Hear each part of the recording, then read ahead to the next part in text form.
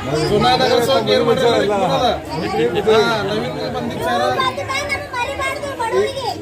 नवीन मंदिर नवीन मंदिर ಚಾನ್ಸ್ ಕೊಡ್ರಿ ಅವಾಗ ತಿಳಿತದಲ್ಲ ಬಂದವರಿಗೆ ಬಂದು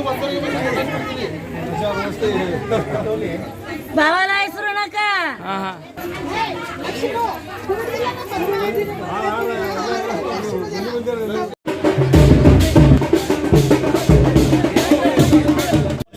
आमच्या या रॅलीला मिळाला आहे आणि आम्ही विकासाच्या मुद्द्यावर इथं मतं मागण्यासाठी आलेलो आहे.